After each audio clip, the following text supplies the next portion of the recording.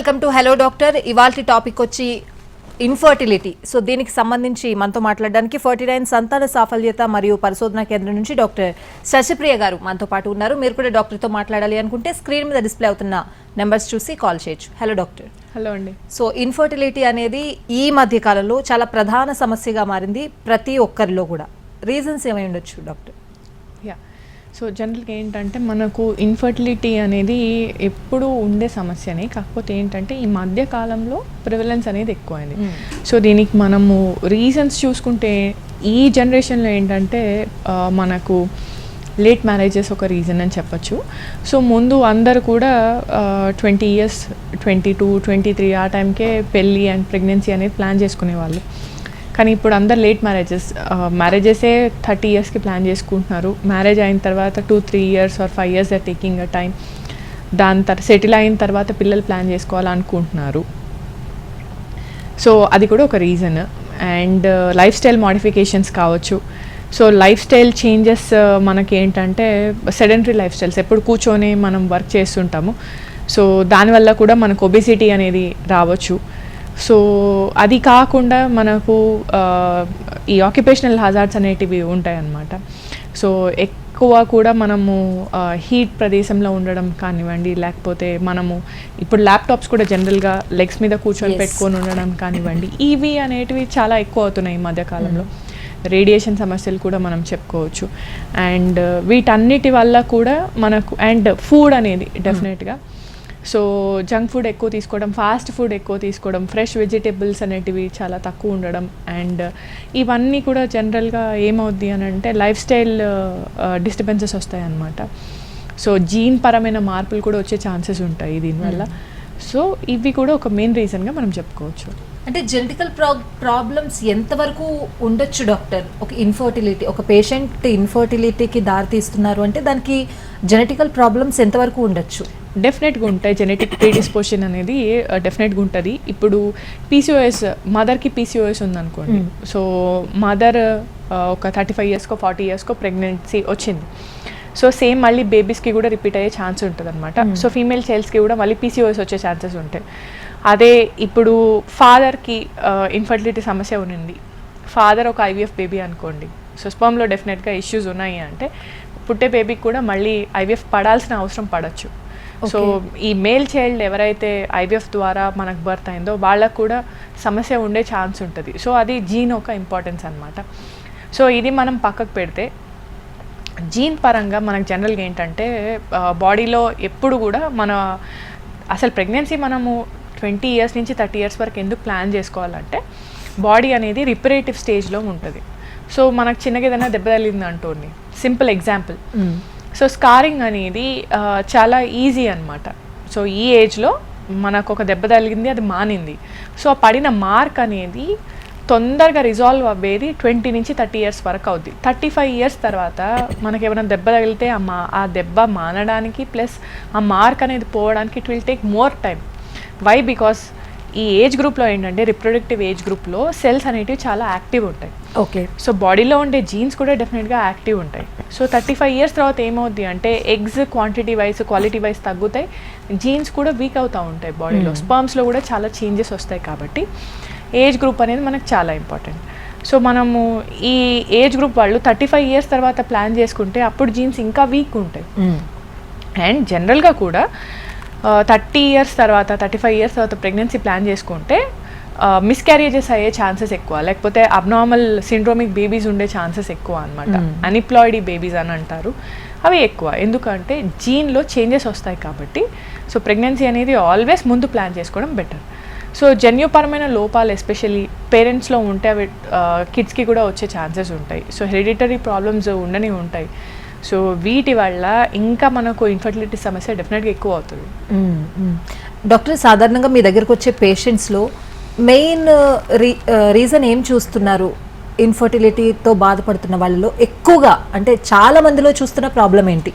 So ఈ మధ్యకాలంలో మనకేంటంటే ముందు మనకి ఫీమేల్ పార్ట్నర్ సమస్యలు వల్ల ఇన్ఫర్టిలిటీ వచ్చేవి 40%, మేల్ పార్ట్నర్ 20% అని చెప్పేవాళ్ళు. కాకపోతే ఇప్పుడు ఈక్వల్ అనమాట, మేల్ సమస్యలు 40. ఎస్, అండ్ అన్ఎక్స్ప్లెయిన్ ఇన్ఫర్టిలిటీ అదొక 20%. దాంట్లో ఏంటంటే ఫీమేల్ సైడ్ నుంచి ప్రాబ్లం ఏముండదు, మేల్ పార్ట్నర్ దగ్గర నుంచి కూడా అసలు ప్రాబ్లం ఉండదు, కాకపోతే ఎగ్ స్పర్మ్ బాడీలో కలవట్లేదు. సో వీటికి అన్ఎక్స్ప్లెయిన్డ్ ఫ్యాక్టర్ అనమాట. సో జనరల్గా ఫీమేల్లో వచ్చే సమస్యలు మనకి ఎట్లా ఉంటాయి అంటే ఇర్రెగ్యులర్ సైకిల్స్ కానివ్వండి. సో సింపుల్ ఇర్రెగ్యులర్ సైకిల్స్ ఉన్నాయి అంటే ఎయిదర్ మనకి ఎగ్స్ బాడీలో ఎక్కువన్నా ఉండాలి లేకపోతే తక్కువన్నా ఉండాలి. తక్కువ ఉంటే ఏంటి పూర్ ఓవేరియన్ రిజర్వ్ అని అంటాం, ఎక్కువ ఉంటే పీసీఓఎస్ సమస్యలు అని అంటాం అన్నమాట. సో ఎక్కువ ఉన్నా తక్కువ ఉన్నా వాటిలో పీరియడ్ ఆల్టరేషన్ అనేది అవుతుంది. సో గర్భసంచి లోపల లైనింగ్ అనేది సరిగ్గా ఫామ్ కాదు దీనివల్ల. సో బేబీ అసలు మనకి ఫర్టైల్ పీరియడ్ అనేది మిస్ అవ్వడం వల్ల జనరల్గా వీళ్ళకి ప్రెగ్నెన్సీ న్యాచురల్గా రాను కొంచెం టఫ్ అవ్వచ్చు. కాకపోతే ఐడెంటిఫికేషన్ అనేది చాలా important. So every month 25 days నుంచి 35 డేస్ లోపల సైకిల్ అనేది రిపీట్ కావాలి, మెన్సెస్ అనేది రావాలి. అట్లా రాకపోతే డాక్టర్ దగ్గరికి వెళ్ళి చూపించుకోవడం చాలా ఇంపార్టెంట్. సో స్పర్మ్స్ అనేటివి క్వాంటిటీ వైజ్ క్వాలిటీ వైజ్ మనకు సిమెన్ అనాలిసిస్ చెక్ చేసుకుంటే మనకు తెలుస్తుంది. కాకపోతే భార్యాభర్తలు కలవని ఇబ్బంది ఉంది, స్పర్మ్ కలిసినప్పుడు కూడా క్వాంటిటీ చాలా తక్కువ వస్తుంది. అండ్ కొన్ని జనరల్గా ఇష్యూస్ ఉన్నాయి అంటే డెఫినెట్గా హాస్పిటల్కి రావాలి. ఈ ఫస్ట్ మనకు ఐడెంటిఫికేషన్ అనేది చాలా ఇంపార్టెంట్. ఫస్ట్ ఐడెంటిఫై చేసుకుంటే then we can go to the doctor can say problem ఎక్కడ ఉంది, ఎట్లా రెక్టిఫై చేసుకోవాలనేసి. అయితే కొన్ని కేసెస్ చూస్తూ ఉంటాం డాక్టర్, అసలు ఇద్దరికి ప్రాబ్లం లేదంటారు, డాక్టర్ కూడా డయాగ్నోస్ చేసినప్పుడు ఎట్లాంటి ప్రాబ్లం లేదంటారు, అయినా కూడా కన్సీవ్ అవ్వరు, దాన్ని ఎట్లా చూడాలంటారు? సో దీన్నే మనం అన్ఎక్స్ప్లెయిన్ ఇన్ఫర్టిలిటీ అంటుంటాం అనమాట. సో అన్ఎక్స్ప్లెయిన్ ఇన్ఫర్టిలిటీ అనే కేటగిరీ కింద జనరల్గా ఏముంటుందంటే ఇప్పుడు మనము ఒక వైఫ్ని ఎగ్జామిన్ చేసాము, స్కానింగ్ చేసుకున్నాము. సో యూట్రస్ సైజ్ షేప్ అంతా బాగానే ఉంది, ఓవరీస్లో మంచి ఎగ్స్ ఉన్నాయి, కరెక్ట్ టైంకి రిలీజ్ అవుతున్నాయి, మనం స్కానింగ్లో ఓవ్యులేషన్ని మనము ఐడెంటిఫై చేసుకున్నాము, ట్యూబల్ టెస్ట్ చేసాం, ఫెలోపియన్ ట్యూబ్స్ కూడా ఓపెన్ ఉన్నాయి, ప్లస్ మనకి స్పర్మ్ అనాలిసిస్ చూసినప్పుడు స్పర్మ్స్ క్వాలిటీ కానీ క్వాంటిటీ కానీ మోటిలిటీ కానీ మార్ఫాలజీ అంతా బాగానే ఉంది, భార్యాభర్తలు కలవని అసలు ఇబ్బంది ఏం లేదు. సో వీళ్ళని మనము అన్ఎక్స్ప్లెయిన్ ఇన్ఫర్టిలిటీ అంటాం అనమాట. సో వీళ్ళని మనం ఏం చూడాలంటే జనరల్గా కూడా మనకు కంటికి కనిపించే సమస్య ఉండదు, కంటికి కనిపించే సమస్య ఎప్పుడు కూడా మైక్రోస్కోప్ ఐడెంటిఫికేషన్ అనేది ఇంపార్టెంట్ అనమాట. స్పర్మ్స్ అంటే మనకు ఇజాక్యులేట్లో బయటకు వస్తుంది కాబట్టి మైక్రోస్కోప్ కింద పెట్టి చూస్తే తెలుస్తుంది. ఎగ్ అనేది జనరల్గా ఏంటంటే ఓవరీ నుంచి రిలీజ్ అయ్యి బాడీ లోపలికి వెళ్ళిపోతుంది తప్ప మనకు బయటకు రాదు. సో బయటకు రానప్పుడు మనం అసలు ఓవ్యులేషన్ అవుతుందా లేదా కరెక్ట్గా, అంటే ఓవ్యులేషన్ అంటే ఇన్ ద సెన్స్ ఫాలికల్ పలిగి ఎగ్ అనేది బయటకు ఎస్కేప్ అవ్వడం, ఎస్కేప్ అయిన తర్వాత ఈ ఫెలోపియన్ ట్యూబ్ అనేది ఎగ్ని క్యాచ్ చేస్తుంది. కాకపోతే ఎగ్ అనేది మనకు స్కానింగ్లో కనిపిదు, మనకు ఓన్లీ ఎగ్ షెల్ మాత్రమే స్కానింగ్లో కనిపిస్తుంది. సో లోపల జనరల్గా ఎగ్ ఉందా లేదా, ఎగ్ క్వాలిటీ ఎలా ఉంది, ఇవన్నీ కూడా మనకు తెలవాలంటే మనము ఐవీఎఫ్కి వెళ్ళాలి. ఐవీఎఫ్ అనే కాదు మామూలుగా కూడా ఈ పెంచిన ఎగ్ని మనము పికప్ చేసి మైక్రోస్కోప్ కింద పెట్టి చూస్తే వి విల్ అండర్స్టాండ్ ఎగ్లో ప్రాబ్లమ్స్ ఏమున్నాయి. కాకపోతే ఇక్కడ మనకు ఇంపార్టెంట్ విషయం ఏంటంటే జస్ట్ డయాగ్నోస్ చేయడానికి ఎగ్ క్వాలిటీకి మనం వెళ్ళలేం కదా ప్రొసీజర్, బికాస్ ఎగ్ పికప్ అనేది మట్టి ఇచ్చి చేస్తారు. మట్టి ఇచ్చినప్పుడు ఒక ఎగ్ అసలు జనరల్గా కూడా ఇప్పుడు బాడీలో ఒక ఫీమేల్కి రైట్ సైడ్ ఓవరీలో 10 eggs ఉంటాయి, లెఫ్ట్ సైడ్ ఓవరీలో 10 egg ఉండే బ్యాగ్స్ ఉంటాయి అనమాట, ఫాలికల్స్ అనేటివి. సో ఎవ్రీ మంత్ ఈ 10 eggsలో బాడీ ఒక్క ఎగ్ సెలెక్షన్ మాత్రం చేసుకుంటుంది. సో ఆ సెలెక్ట్ అయిన ఎగ్ పెరుగుతుంది, పెరిగిన తర్వాత అది ఓవ్యులేషన్ ద్వారా రిలీజ్ అవ్వడం అనేది జరుగుతుంది. మనము ప్లానింగ్ చేసుకున్నప్పుడు జనరల్గా ఈ ఎగ్ని అనేది పికప్ చేయడం చాలా ఇంపార్టెంట్. సో ఈ ఒక్క ఎగ్ని మనం పికప్ చేసామనుకోండి, ఆ ఫాలికల్ లోపల ఎగ్ ఉందో లేదో మనకు తెలీదు, దానికోసం మనము ఇంజెక్షన్ ఇచ్చి దాన్ని బయటకు తీస్తే ఎగ్గే లేదనుకోండి, ఆ ప్రాసెస్ మొత్తం వేస్ట్. సో మనకి ఇప్పటి వరకు రాలేదు న్యాచురల్గా అంటే మాలిక్యులర్ లెవెల్లో ప్రాబ్లమ్స్ ఉన్నాయి, ఎగ్ స్ట్రక్చర్లో ప్రాబ్లం ఉండొచ్చు, లేకపోతే స్పర్మ్స్ బాగానే ఉన్నాయి కానీ ఎగ్ లోపలికి వెళ్ళలేకపోవచ్చు. సో ఈ రీజన్ వల్ల మనం ఐవీఎఫ్కి వెళ్ళాల్సిన అవసరం ఉంది. IVF is a procedure where మనం 10 days ఇంజెక్షన్స్ ఇచ్చి ఉన్న ఎగ్స్ అన్ని పెంచి వాటిని బయటకు విత్డ్రా చేస్తున్నాం. చేసినాక మైక్రోస్కోప్లో మనం పెట్టి చూసి దాని స్ట్రక్చర్ ఎలా ఉంది, దాని మూమెంట్ ఉందా లేదా, గ్రోత్ ఉందా లేదా, ఇవన్నీ చెక్ చేసి మనం స్పర్మ్ని ఇంజెక్ట్ చేయడం అనేది జరుగుతుంది. సో ఇట్లా చేస్తే మనకు ఎంబ్రియో తయారవుతుంది. సో మాలిక్యులర్ లెవెల్ ప్రాబ్లమ్స్ అనేటివి మనకు ఐవీఎఫ్లో ఐడెంటిఫికేషన్ అవుతాయి కానీ ఉత్తగా మనం స్కానింగ్లు చేసుకొని బ్లడ్ వర్క్ చేస్తే అయితే మనం ఐడెంటిఫై చేయలేము. రైట్ డాక్టర్, కాలర్ ఉన్నారు విజయనగరం నుంచి రవికుమార్ గారు. రవికుమార్ గారు డాక్టర్తో మాట్లాడండి. హలో చెప్పండి మా. నమస్కారం అమ్మా. నమస్తే, చెప్పండి. ఫస్ట్ బాబు 7 years అమ్మా. ఓకే. తర్వాత ఇంక లేదు, మళ్ళీ హాస్పిటల్ చూపెట్టాం కానీ మెడిసిన్ వాడమన్నది అవ్వలేదు. నమస్కారం.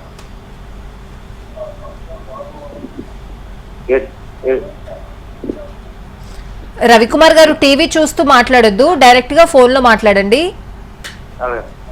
చెప్పండి, ప్రాబ్లం చెప్పండి. 7 years అయిందండి, తర్వాత లేదు.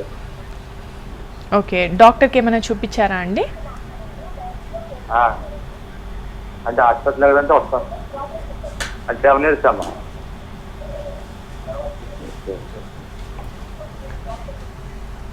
ఆల్రైట్, టీవీ చూస్తూ మాట్లాడుతున్నట్టున్నారు డాక్టర్. సో 7 years అయింది కానీ ఇంకా పిల్లలు లేరు అని. సో జనరల్గా మనం ఏంటంటే ఇట్లాంటి కేసెస్ని సెకండరీ ఇన్ఫర్టిలిటీ అని అంటాం అనమాట. సో ఒక్కసారి న్యాచురల్గా ప్రెగ్నెన్సీ వచ్చింది, తర్వాత మళ్ళీ రావట్లేదు అంటే రీజన్స్ ఏముంటాయి మనం చూడాలి. 7 years అంటే కొంచెం పెద్ద గ్యాపే.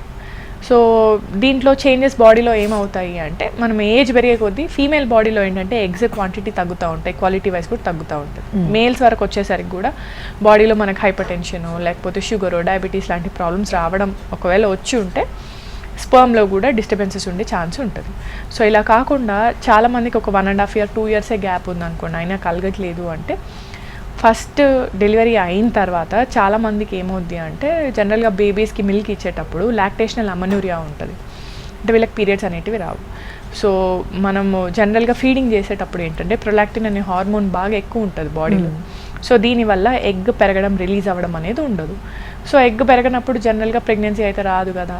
సో మనం లాక్టేషనల్ అమెనూరియా అయిపోయిన తర్వాత ఒక 1 year వరకు జనరల్గా ఎవరికైనా ఫీడింగ్ ఇచ్చేటప్పుడు మెన్సెస్ అనేటివి రావు. తర్వాత 6 months వరకు కూడా మనకు పీరియడ్స్ అనేటివి ఇర్రెగ్యులారిటీ ఉంటుంది. సో ఒకసారి ఫీడింగ్ ఆపేసాక ఒక 3-4 months బ్రేక్ తీసుకొని దెన్ మళ్ళీ మనము ఈ ఫాలిక్యులర్ స్టడీలు చేయించుకోవడం కానివ్వండి, లేకపోతే ప్రెగ్నెన్సీకి ట్రై చేసుకోవడం చేయాలి. సో ఇది ఒక రీజన్ అయితే. ఇలా కాకుండా కొంతమందికి ఏంటంటే ట్యూబల్ బ్లాకేజెస్ అవుతూ ఉంటాయి. సో ఈ ఫెలోపియన్ ట్యూబ్లో అప్పుడప్పుడు దీంట్లో 2 రకాల బ్లాక్స్ ఉంటాయి అన్నమాట. సూడో బ్లాక్ అని ఒకటి ఉంటుంది, ఒకటి ట్రూ బ్లాక్స్ అని ఉంటాయి అన్నమాట.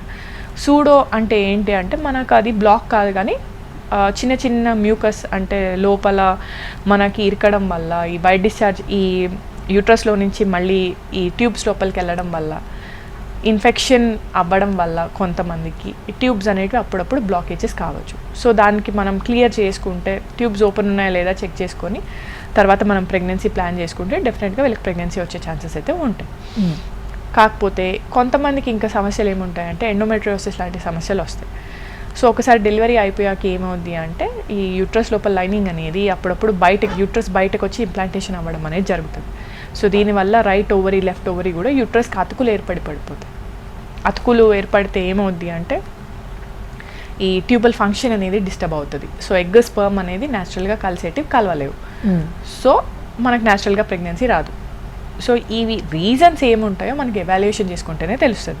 సో వైఫ్ అండ్ హస్బెండ్ ఇద్దరు కూడా హాస్పిటల్కి వచ్చి ఎవాల్యుయేషన్ చేసుకోవడం చాలా ఇంపార్టెంట్. డాక్టర్, న్యాచురల్గా ప్రెగ్నెన్సీ అయితే ఓకే, న్యాచురల్గా ప్రెగ్నెన్సీ కాకపోతే IVF, IUI ఇట్లాంటివి ఉన్నాయి కదా, వీటిని టెక్నికల్గా మనం ఆర్టిఫిషియల్ ప్రెగ్నెన్సీ అని అనొచ్చా? ఆర్టిఫిషియల్ టెక్నిక్ అనాలి, ఆర్టిఫిషియల్ ప్రెగ్నెన్సీ అని అనలేదు. ప్రెగ్నెన్సీ అంటే ఏంటి, ఒక బేబీ అనేది లైఫ్ అనేది యూట్రస్లో ఇంప్లాంటేషన్ అవ్వడంని ఒక ప్రెగ్నెంట్ లేడీ అని అంటారు సింపుల్గా. ప్రెగ్నెంట్ లేడీ అంటే ఏంటి, a lady who is bearing A baby, అంతే కదా. సో ప్రెగ్నెన్సీ అంటే it is a state where life is growing in a women's uterus. So మనకు డిఫరెన్స్ ఏంటి, ఇప్పుడు IUI అంటే కూడా మనకు న్యాచురలే. IUI అంటే ఒక చిన్న పద్ధతి, దాంట్లో పెద్ద మనం భయపడాల్సింది ఏం లేదు. వైఫ్ అండ్ హస్బెండ్ కలిస్తే స్పర్మ్స్ అనేటివి యూట్రస్ లోపలికి వెళ్తాయి. సో ఎవరికైతే కలవని ఇబ్బంది ఉంటుంది, లేకపోతే స్పర్మ్లో డిస్టర్బెన్సెస్ ఉంటాయి, లేకపోతే యూట్రస్ ఎంట్రీ అనేది పాయింట్ క్లోజ్గా ఉంటుంది, దగ్గరకు ఉంటుంది, స్టినోసిస్ అని అంటారు, సర్వైకల్ స్టినోసిస్. ఇట్లాంటి ప్రాబ్లమ్స్ ఉన్న వాళ్ళకి మనం స్పర్మ్స్ని మనం మేల్ పార్ట్నర్ దగ్గర నుంచి తీసుకొని వాష్ చేసి యూట్రస్ లోపలికి ఇంజెక్ట్ చేస్తున్నాం. సో మనం ఇంజెక్ట్ చేస్తున్నాం కరెక్టే, కాకపోతే ఎగ్ స్పర్మ్ అనేది ఫెలోపియన్ ట్యూబ్లో అవే కలవాలి కదా. సో బాడీలోనే మనకు ప్రెగ్నెన్సీ తయారైంది కాబట్టి it is as good as natural pregnancy. So మనం IUIని పక్కకు పెడితే IVF ఏదైతే ఉందో బాడీలో ఎగ్ స్పర్మ్ కలవట్లేదు. సో ఫీమేల్కి మనము ఫీమేల్ పార్ట్నర్కి ఒక 10 days ఇంజెక్షన్స్ ఇచ్చి ఎగ్స్ అన్ని బయటకు తీస్తున్నాం. మేల్ పార్ట్నర్ దగ్గర సీమెన్ అనేది కలెక్ట్ చేసుకొని ప్రాసెస్ చేసి అంటే క్లీనింగ్ చేసుకొని ఒక మంచి స్పర్మ్ని మనమే ఐడెంటిఫై చేసి ఎగ్ లోపలికి ఇంజెక్షన్ చేస్తున్నాం. సో బాడీలో కలవలేదు, మనం ఈ ప్రాసెస్ని ల్యాబ్లో చేస్తున్నాం. ల్యాబ్లో మనకి ఎన్విరాన్మెంట్ జనరల్గా ఎట్లా ఉంటుందంటే బాడీలో ఉండే టెంపరేచర్ని మనం క్రియేట్ చేస్తున్నాం. సో యాజ్ గుడ్ యాజ్ మనం అదే టెంపరేచర్ కింద మనం అత్యంత స్టెరిలిటీ మెయింటైన్ చేసి ఎగ్ స్పర్మ్ని కలిపి అదే టెంపరేచర్లో మనం ఒక 5 days వాటిని పెంచుతున్నాం. బికాస్ జనరల్గా ఏంటంటే ఇప్పుడు సింపుల్ ఎగ్జాంపుల్ చెప్తాను. మంత్ మనకి 28 days ఉందనుకోండి, around 14th day 15th day మనకు ఓవ్యులేషన్ అనేది అవుతుంది, అంటే ఎగ్ అనేది రిలీజ్ అవుతుంది. ఎగ్ రిలీజ్ అయిపోయాక స్పర్మ్ దాంట్లో కలిసాక ఎగ్ అనేది బాడీలో 24 hours మాత్రమే బతికి ఉంటుంది. స్పర్మ్స్ అనేటివి 3 days బతికి ఉంటాయి. సో ఎగ్ స్పర్మ్ కలిపాక తయారైన ఎంబ్రియో ఏదైతే ఉందో అది ఇంకొక 3-4 days పెరగాలి. ట్యూబ్లోనే పెరిగి 5th dayకి మనకి యూట్రస్లో అతుక్కుంటుంది. సో మనకి ఏమొచ్చింది ఇక్కడ 14 ప్లస్ ఆర్ మైనస్ ఒక 5-6 days, అరౌండ్ 21 day 22 day ఆ టైంకి మనకు ఇంప్లాంటేషన్ అనేది జరుగుతుంది. సో నెక్స్ట్ ఇంకొక 10 days, సైకిల్ లెంత్ మనం 28 days అనుకున్నాం. సో ఇంకో వారానికి యూరినరీ ప్రెగ్నెన్సీ టెస్ట్ చేసుకుంటే మనకు ప్రెగ్నెన్సీ వచ్చిందా లేదా అర్థమవుతుంది. సో ఈ 5 days మనము ల్యాబ్లో బేబీని పెంచుతున్నాము. పెంచాక 5th day ఏదైతే ఉందో తయారైన బ్లాస్టోసిస్ట్ అంటారు జనరల్గా ఎంబ్రియోని, 5th day ఎంబ్రియోని బ్లాస్టోసిస్ట్ అంటారు. సో 5th dayకి ఈ బేబీని తీసుకుపోయి మళ్ళీ మనం యూట్రస్లో పెట్టినప్పుడు మళ్ళీ ఒక 5 days తర్వాత మనం చూసుకుంటే ప్రెగ్నెన్సీ వచ్చిందా లేదా అర్థమవుతుంది. ఇక్కడ ఓన్లీ 5 days కదా, అది ఓన్లీ టెక్నిక్. 5th day తర్వాత మనం యూట్రస్లో పెట్టేస్తున్నాం. బేబీ యాక్చువల్గా పెరిగేది మనకు యూట్రస్లోనే పెరుగుతుంది, బయట పెరగట్లేదు కదా. సో మనం ఆర్టిఫిషియల్ ప్రెగ్నెన్సీ అని దీన్ని అనలేం. It is just a technique. ఇవన్నీ కూడా మనకు procedures, artificial reproductive techniques are procedures which will enhance the chances of you becoming pregnant. So every pregnancy is natural. Every pregnancy is natural అని అనలేం. IUI వరకు మనకు అది న్యాచురల్ టెక్నికే. IVF వరకు వచ్చేసరికి మాత్రం it is a technique, artificial technique which will enhance your pregnancy. ఒక్కసారి అతికిన తర్వాత it is as good as natural pregnancy. Yes doctor, caller ఉన్నారు, తీసుకుందాం. సంధ్య గారు హైదరాబాద్ నుంచి. సంధ్య గారు మేడం మాట్లాడండి, డాక్టర్తో ప్రాబ్లం చెప్పండి. ఓకే సంధ్య చెప్పండి మా. హలో హలో చెప్పండి అమ్మా. డాక్టర్ గారు నమస్కారం. డాక్టర్ గారు నమస్తే, చెప్పండి. నాకు మ్యారేజ్ అయ్యి 8 years అవుతుంది, ఇప్పుడు 8 రన్ అవుతున్నాయి. ఓకే, నాకు డాక్టర్ దగ్గర ఒకసారి కన్సల్ట్ అవుతే నాకు PCOD ప్రాబ్లం ఉందని చెప్పేసి అన్నారు. ఓకే, నా ఏజ్ వచ్చేసి 28, మా హస్బెండ్ ఏజ్ వచ్చేసి 38. ఓకే, పీరియడ్స్ కూడా రెగ్యులర్ గా రావట్లేదు, ఇరెగ్యులర్ గా వస్తుంది. పెళ్ళి ఎన్ని రోజులు అవుతున్నాయమ్మా? 8 years madam. 8 years. Okay, first మీరు టెన్షన్ పడద్దు. 28 years అనేది ఇట్స్ అ గుడ్ ఏజ్. కాకపోతే పెళ్ళి 8 years అయింది కదా, డెఫినెట్గా మనం తొందరపడాలి. సో ఫస్ట్ మీరు ఒక ఇన్ఫర్టిలిటీ హాస్పిటల్కి వచ్చి కన్సల్ట్ అవుతే మీకు ఇర్రెగ్యులర్ సైకిల్స్ ఉన్నా కానీ ఎగ్స్ ఎలా ఉన్నాయి, PCOS అన్నారు ఆల్రెడీ. సో PCOS అంటే జనరల్గా ఏంటంటే 10 eggs ఉండే ప్లేస్లో మీకు 25 eggs ఉన్నాయన్నమాట. సో కరెక్ట్ టైంకి మనకు ఎగ్గు ఎదుగుతుందా లేదా, రిలీజ్ అవుతుందా లేదా, ఇవన్నీ మనము ట్యాబ్లెట్స్ ఇంజెక్షన్స్ ఇచ్చి స్కానింగ్ చేసుకొని చూసుకుంటాం. సో మనకి మీ హస్బెండ్ సీమెన్ అనాలిసిస్ కూడా అంతే ఇంపార్టెంట్. ఎందుకు అంటే మీ ఏజ్ ఇస్ గుడ్, కాకపోతే తన ఏజ్ బార్డర్ లైన్లో ఉన్నారు. 38 years అంటే జనరల్గా ఏంటంటే 40 years వరకు మేల్స్లో పెద్దగా జన్యుపరమైన మార్పులు ఉండవు, స్పర్మ్లో కూడా పెద్ద చేంజెస్ రావు. కాకపోతే ఒకసారి 40 దాటినాక స్పర్మ్ ఉత్పత్తిలో కానీ స్పర్మ్ క్వాలిటీలో కానీ చేంజెస్ వచ్చే ఛాన్సెస్ చాలా ఉంటాయి. సో మనము తొందరపడాల్సిన అవసరం ఉంది. సో లాస్ట్ 8 yearsలో ట్రీట్మెంట్ ఏమైనా తీసుకుంటే ఆ రిపోర్ట్స్ అన్నీ పట్టుకొని కూడా మనం హాస్పిటల్కి రావడం అనేది చాలా ఇంపార్టెంట్. బికాస్ మీకు ట్యూబ్ అనేది ఓపెన్ ఉందా లేదా, ప్లస్ ట్యాబ్లెట్స్తో అసలు ట్రై చేశారా, IUI లాంటి పద్ధతులు ఏమన్నా అయినాయా, సో ఇవన్నీ మనం చెక్ చేసుకోవాలి. చెక్ చేసుకున్నాకనే మనము ట్రీట్మెంట్ అనేది స్టార్ట్ చేయడం అనేది ఉంటుంది. సో మనము మీకు ఎగ్ జనరల్గా రిలీజ్ అవుతుంది, ట్యూబ్ అనేది ఓపెన్ ఉంది అంటే IUI ద్వారా కూడా ప్రెగ్నెన్సీ ప్లాన్ చేసుకోవచ్చు. సో ఒక 2 to 3 cycles IUI చేశాక ఒకవేళ రాలేదు అంటే మాత్రం డెఫినెట్గా టెస్ట్ ట్యూబ్ బేబీ పద్ధతికి అయితే వెళ్ళాలి. రైట్ డాక్టర్, చాలా మంది పేషెంట్స్ వెయిట్ చేసి డాక్టర్ దగ్గరికి వెళ్ళి ప్రెగ్నెన్సీ రావట్లేదు అనగానే జస్ట్ ఒక ఫోలిక్ యాసిడ్ టాబ్లెట్ వాడగానే ప్రెగ్నెన్సీ వస్తుంది డాక్టర్ కొంతమందికి, ఎందుకు ఇట్లా? యా సి జనరల్గా ఏంటంటే చాలా మందికి ఇప్పుడు మీరు అడిగారు ఫోలిక్ యాసిడ్ అంటే మనకు అదొక వైటమిన్. ఓకే, ఫోలిక్ యాసిడ్ ఒక 3 months వాడాలి ప్రెగ్నెన్సీ ముందు. ఎందుకు అంటే బాడీలో పెరిగే ఎగ్స్ ఏవైతే ఉన్నాయో ఎగ్ సైకిల్ అనేది ఒక 70 days ఉంటుంది. ఎవ్రీ 70 daysకి ఫ్రెష్ ఎగ్స్ అనేటివి పెరుగుతూ ఉంటాయి, రిలీజ్ అవుతుంటాయి బాడీలో. స్పర్మ్స్ కూడా అంతే. సో ప్రెగ్నెన్సీ ప్లానింగ్ చేసుకునే వాళ్ళు ఎవరైనా కానీ ఫోలిక్ యాసిడ్ వాడమంటారు. ఎందుకు అంటే పుట్టే బేబీలో వైటమిన్ ఈ ఏమైనా డెఫిషియన్సీస్ ఉంటే, ఫోలిక్ యాసిడ్ డెఫిషియన్సీస్ ఉంటే ఏమవుద్ది అంటే న్యూరల్ ట్యూబ్ డిఫెక్ట్స్ అని అంటారనమాట. ఈ స్పైనల్ కార్డ్ పెరిగేటప్పుడు ఇబ్బందులు వచ్చే ఛాన్సెస్ ఉంటాయి. కాబట్టి ప్రెగ్నెన్సీ ఈ మంత్, సపోజ్ ఈ మంత్ జూలై కదా, మనం జూలైలో ప్రెగ్నెన్సీ ప్లాన్ చేసుకుందాం అనుకున్నాం. సో జూను, మే, ఏప్రిల్ ఈ 3 నెలలు కూడా ఫోలిక్ యాసిడ్ వేసుకోమంటారు. కాకపోతే ఏంటంటే ఫోలిక్ యాసిడ్ వైటమిన్, ఫోలిక్ యాసిడ్తో మన బాడీలో పెద్ద చేంజెస్ రావు. కాకపోతే డాక్టర్ కన్సల్టేషన్కి వెళ్ళేసరికి పేషెంట్స్కి ఒక లాంటి మెంటల్ రిలీఫ్ అనేది ఉంటుంది. ఓకే, మనం పాజిటివ్ వేలో వెళ్తున్నాం కాబట్టి ఆ స్ట్రెస్ అనేది బాడీలో నుంచి వెళ్తుంది. They will be in good hands.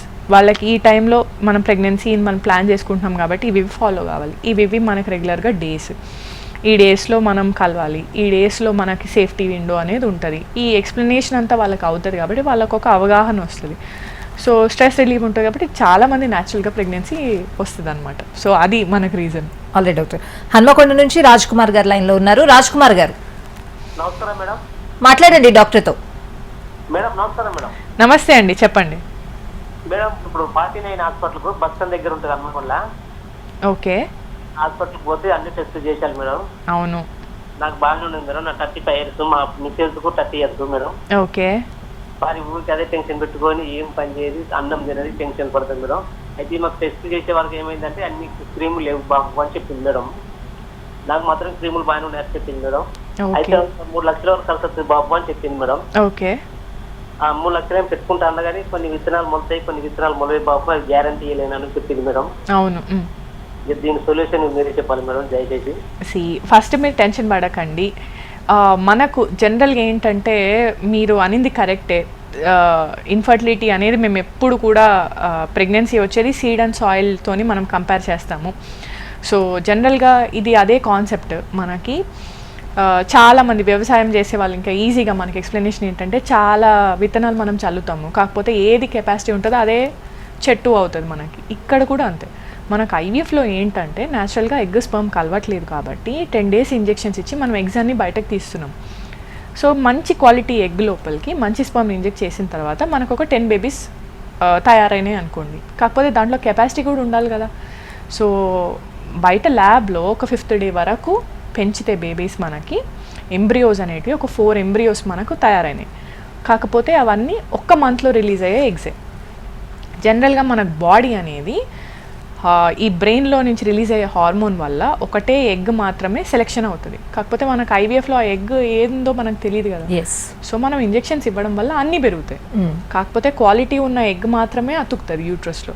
So డెఫినెట్గా అందుకే మనకు ఐవీఎఫ్ సక్సెస్ ఛాన్సెస్ అనేది 60. ఇక్కడనే కాదు, ఓవరాల్ వరల్డ్ వైజ్ మనము ఆర్సిఓజీ గైడ్లైన్స్ అని ఫాలో అవుతుంటాం. యూకేలో గైడ్లైన్స్ అన్ని వరల్డ్లో నుంచి అందరూ స్పెషలిస్ట్ కలిపి గైడ్లైన్ రాస్తారు. సో వాళ్ళు చెప్పేది అదే. మనకు అమెరికన్ సొసైటీ ఒకటి ఉంది SRM అని, వాళ్ళు చెప్పేది కూడా అదే. IVF is a procedure which will enhance the chances of you becoming pregnant by 60%. So IVFలో pregnancy success chances are 60. IUIలో pregnancy success chances are 10 to 12% depending upon 1 cycle. Cumulative success ఉంటుంది. So మీరు tension పడద్దు, మీరు treatment అనేది continue చేయండి. పాజిటివ్గా we will expect. Right doctor Sashipriya garu చాలా డీటెయిల్గా explain చేశారు వాట్ ఈజ్ వాట్ అనేది. Thank you doctor. Thank you. ఇది వాళ్ళ హలో డాక్టర్.